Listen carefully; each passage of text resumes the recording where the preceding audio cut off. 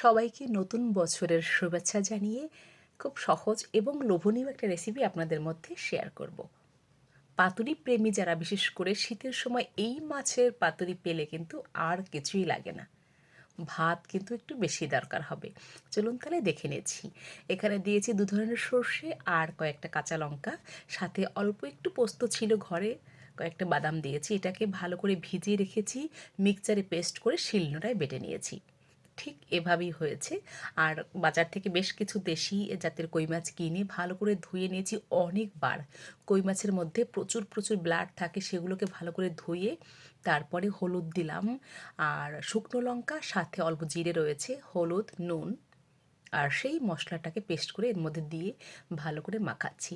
মাখানোর পরেই অনেকেরই জিভে জল চলে আসবে। আর এভাবে কিন্তু কই মাছের রসাও করা যেতে পারে, কিংবা তেল কইও করা যেতে পারে একই মশলা দিয়ে। এরপর সর্ষের তেল দিয়ে মেখে রেখেছি 5-7 মিনিট। আর ব্যবহার করেছি কিছু ধনেপাতা। তবে যারা ধনেপাতা পছন্দ করে না তারা এটাকে অ্যাভয়েড করতে পারেন। শুধুমাত্র পেঁয়াজ, হলুদ, লঙ্কা দিয়েও কিন্তু এই মাছটা পাতুরি করা সম্ভব, সাথে অল্প একটু ধনেপাতা। বাদাম বা অন্যান্য মশলা না দিলেও একই রকম প্রায় টেস্ট পাবেন। এরপরে একটা কলা পাতায় উপর থেকে আমি অল্প তেলটা ব্রাশ করে দিয়েছি যাতে মাছটা লেগে না পড়ে। এরপরে উল্টো পাল্টা করে মাথা লেজ মিলিয়ে যাতে কোনো গ্যাপ না থাকে সেভাবে মাছগুলোকে সুন্দর করে সাজিয়ে দিয়েছি।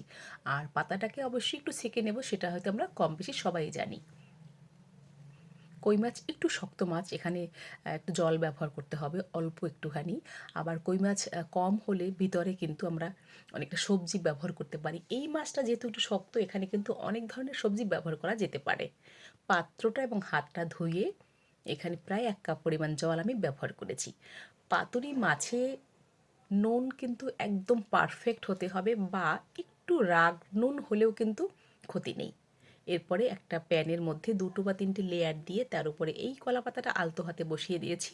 দেওয়ার পরে প্রথম অবস্থায় কিন্তু উনুনটাকে একটু হাই করে রাখতে হবে। এরপর আমরা মাছটাকে দিয়ে দিলাম। প্রায় 8 থেকে 10 মিনিট প্রথমে মিডিয়াম ফ্লেমে রান্না করলাম, লাস্টের দিকে 10 মিনিটের মতো লো করে দিয়ে মাছটাকে ভালো করে সিদ্ধ করে গ্রেভিটাকে টানিয়ে নিলাম।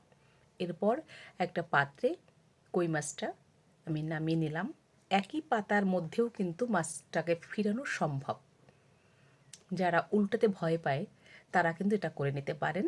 এরপরে থালায় নামিয়ে উপর থেকে আরেকটা পাতা চাপা দিয়ে তার উপর একটা থালা দিয়ে আস্তে করে আমরা এটাকে উল্টে দিয়েছি। দেখতেই পাচ্ছেন নিচের যে লেয়ারের পাতাটা দিয়েছি সেটা কিন্তু একটু পোড়া পোড়া বেশি হয়েছে। আর এই ফ্লেভারটার জন্যই কিন্তু ভিতরের মাছটা খেতে আরও বেশি সুস্বাদু হবে, স্মোকি হবে। কই মাছের যে পাতাটা রয়েছে এখানে কিন্তু হালকা হালকা ব্রাউন দাগ লেগেছে, একদম পারফেক্ট যেটাকে বলে। শীতকালের পাতুরিতে একটু মাখো মাখো গ্রেভি থাকবে, বিশেষ করে জিওল মাছে, তাহলে সেই মাছ খেতে বেশি সুস্বাদু। তা না হলে খাবার সময় একদম গ্রেভিটা টেনে গিয়ে ড্রাই হয়ে যায়। এরপরে আমরা উপর থেকে আরেকটু ধনেপাতা দিয়ে নিচ পাশটা আরও 8 থেকে 10 মিনিট আমরা উনুনে রাখবো। মাছ কিন্তু মোটামুটি আগেই রান্না বা সিদ্ধ হওয়া কমপ্লিট। সমস্ত বাটা মশলার ফ্লেভারটা যখন মাছের মধ্যে ঢুকে গেছে, আর এ জাতীয় পাতুরিতে একটু কড়া ঝাল হবে, তাহলেই খেতে বেশি ভালো লাগবে। এবারে উপর থেকে অল্প ধনেপাতা ছড়িয়ে দিয়ে ঢাকনা দিয়ে ঢেকে দিয়েছি, যাতে গ্রেভিটা টেনে না যায় এবং মাছটা ভালো করে ব্রাউন ব্রাউন একটা কালার আসে। যারা চিনি পছন্দ করেন খাবারে তারা কিন্তু সামান্য কয়েকদানা চিনি উপর থেকে ছড়িয়ে দিতে পারেন। আবার কয়েকটা কাঁচা লঙ্কাও কিন্তু ছিঁড়ে উপরে দেয়া যেতে পারে চাপা দেওয়ার আগে। হয়ে গেছে আজকে আমার সর্ষে পোস্ত দিয়ে কই মাছের ঝোল ঝোল পাতুরি। সুপ্রিয় দর্শক, আজকের রেসিপি ভালো লাগলে মতামত জানাবেন, শেয়ার করার অনুরোধ করছি। আবারও দেখা হবে নতুন কোনো ভিডিও নিয়ে। সবাইকে নতুন বছরের শুভেচ্ছা। 2023-এ আপনারা যেমন আমার পাশে ছিলেন, আশা করি আগামীতেও আপনাদের গুরুত্বপূর্ণ মতামত পাবো। সবাই সুস্থ থাকুন, ভালো থাকুন, ধন্যবাদ।